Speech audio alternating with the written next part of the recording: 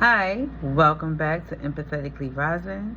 If you're on my channel, then you've landed to the right place for support, love, and a virtual hug on your healing journey. I am back from Paris, France, and Iceland, and guess what? I'm already booked for London because if you've been following me, you know I've rebranded the channel to include travel and lifestyle to support me. That's part of what I'm doing on my healing journey. I am traveling, and I've incorporated at least 3 countries a year.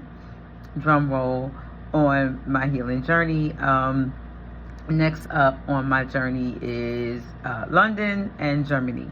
Germany in April and London in November. So I am back, and I'm going to share a little bit on my trip and what the trip meant for me. The trip for me was a reset, but before I get into story time, let's set the intention for my page. If you're coming into this digital space, you're coming into a space of kindness, love, and intentional grace for others and others who are healing. So keep your comments kind, keep them loving. Come in with the intention to do all of those things. I'm a Christian, resuming my spiritual walk, and this is a non-denominational space. I am specifically emerging out of an abusive, toxic relationship, and so specifically this is a space for individuals who find themselves in similarly situated, and I offer support, kindness, and love for individuals who are coming out of that type of situation. But whatever your healing journey is, I hope you can find something supportive and useful for you in this space. The topics are varied. Hoping that you can find something here that helps you on your journey. It's like a recipe book. Empathetically Rising, Empathically Rising, however you want to pronounce it. This is a recipe book for healing. Take what you need, pass it on, and share it with others. And like I said, I've recently added to my recipe book travel. There's many things on this space. Exercise, since I have been on my healing journey now in my 10th month. Exercise is essential for me. I walk about, my iPhone says I walk 1.5 miles a day, which is up from the 1 mile a year ago. So I've lost 40 pounds on my journey. A lot of rest, water. You guys know I always have a favorite mug with me, but today I'm drinking down water. Been adding more water. While I was in France, I did about almost 6 miles a day, walking from where I was staying to the Tour Eiffel, going through Versailles, walking around the Louvre, grocery shopping because I bought my own groceries in France. So let's get into my trip. As many of you guys may know who've been following the channel, but if you're new here, my mother died after a long battle with colon cancer. She died on June 16th. And that was a very painful experience for me, watching her suffer. It was hard, and I want to share, it still is hard because I think about it a lot. And one of the purposes of my trip is I wanted to go across the water. I wanted to go to a church there in France, Sacré-Cœur. Please be patient with me with my French. Sacred Heart. And I wanted to pray for my mother, pray for her soul, pray for the dead. I wanted to pray for her. Pray that her good deeds are accepted into heaven. I wanted to pray for her, and I wanted to leave my grief across the water. That was for me closure.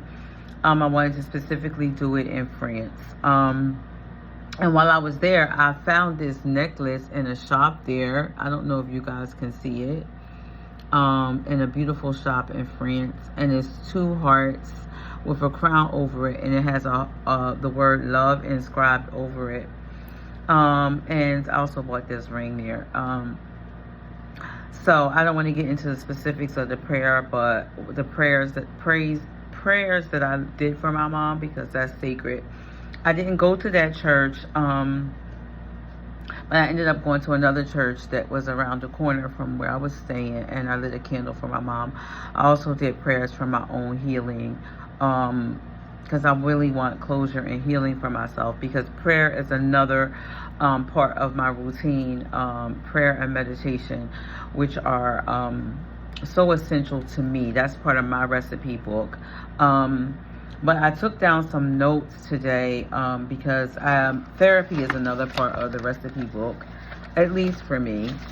And keeping these routines are important, because, you know, as I was talking to my doctor today, or my therapist, and he was like, when we go through a really big trauma, we kind of split away from ourselves. We stop attending to ourselves, and attending to yourself is very important.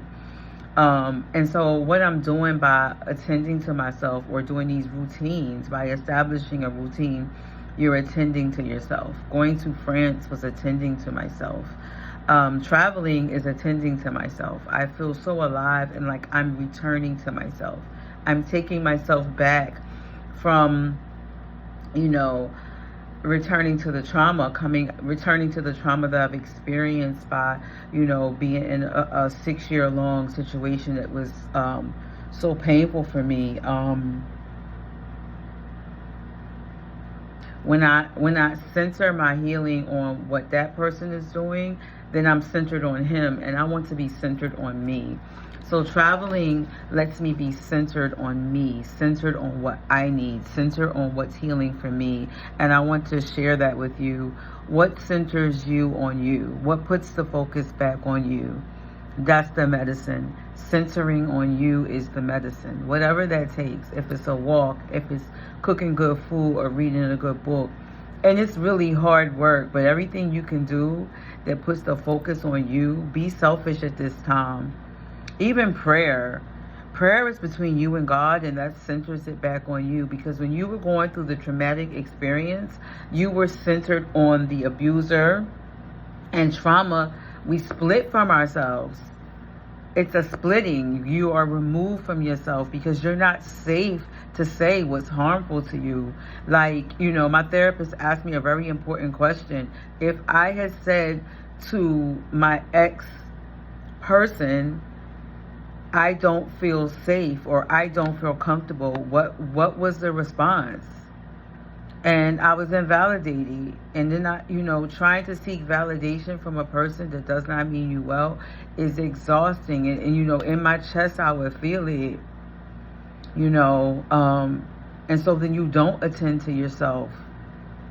You don't focus on yourself. You focus on the relationship. You focus on making that person feel safe. You focus on their needs.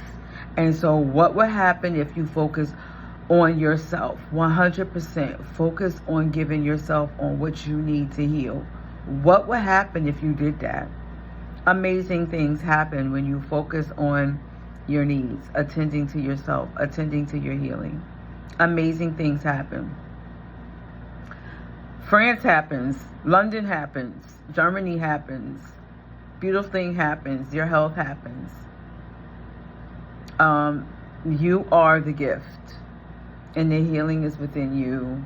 And the splitting, right? Trauma splits you from yourself. So I was able to go to France and, have and make these prayers for my mom, and pray that her good deeds are accepted into to God's beautiful paradise. I know they are, because I have the faith of a mustard seed. And I was able to tour the city that I love, because it is the city of my dreams, Paris. Excuse me. Excuse me so much. I'm so sorry for that.